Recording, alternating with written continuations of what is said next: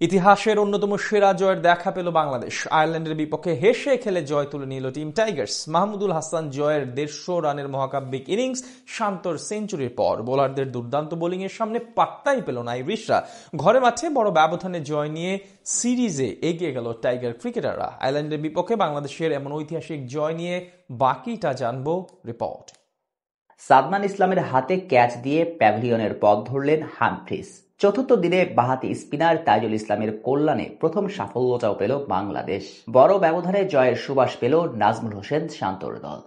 Innings হার বাঁচানোর লক্ষ্যে চতুর্থ দিনে শুরু করেছিল আইরিশরা। ৯৫ রানে ৫ উইকেটে তৃতীয় দিন শেষ করা আয়ারল্যান্ড চতুর্থ দিনের শুরুটা খুব একটা মন্দ করেননি দুই ব্যাটার ম্যাকব্রাইন ও হ্যামফ্রিজ।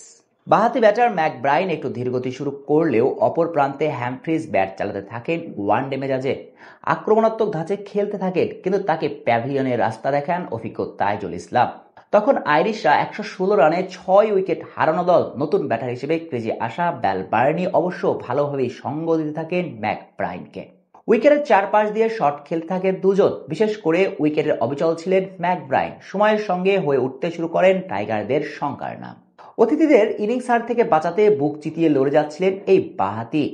যদিও দলীয় ১৪৮ ও ব্যক্তিগত ২৭ রানে বিদায় নিতে পারতেন। মেহেদী হাসান মিরাজের গুড লেন্থ ডেলিভারিতে ধরাশায়ী হয়ে বল লাগে প্যাডে।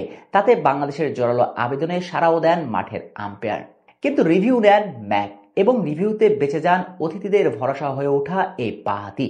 এরপর থেকে টাইগার দুই স্পিনারকে রীতিমতো শাসন করতে শুরু করে এই জুটি। টাইগার ভক্তদের হয়ে ওঠে চোখের বালি। চতুর্থ দিনের ভাঙা উইকেটেও সাবলীল ভঙ্গিমাতে ব্যাট চালাতে থাকেন এই দুইজন। ক্যাপ্টেন শান্তর শত চেষ্টা প্রচেষ্টা ব্যর্থই হতে চলছিল। অবশেষে ৫৪তম ওভারে আসলো কাঙ্ক্ষিত সাফল্য। নাজমুল শান্ত আক্রমণে আনেন হাসান মুরাদকে। তাতেই বদলিয়ে যায় চিত্রনাট্য।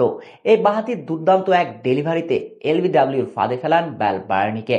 তাতেই ভেঙে যায় ৬৬ রানের পার্টনারশিপ। কিছুটা স্বস্তি টাইগার শিবিরে।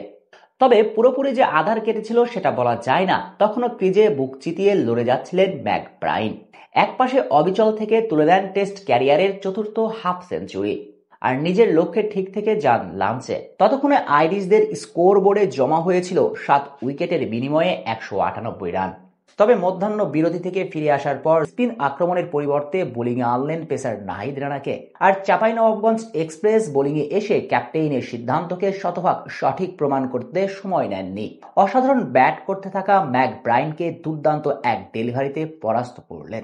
হাসান মুরাদের হাতে ক্যাচ দিয়ে প্যাভিলিয়নের পথ ধরেন এই বাঁহাতি ব্যাটার। তাতেই নিশ্চিত হয়ে যায় টাইগারদের ইনিংস ব্যবধানে ঐতিহাসিক জয়। এতে করে ২ ম্যাচ টেস্ট সিরিজে ১-০ ব্যবধানে এগিয়ে গেল নাজমুল শান্তর দল।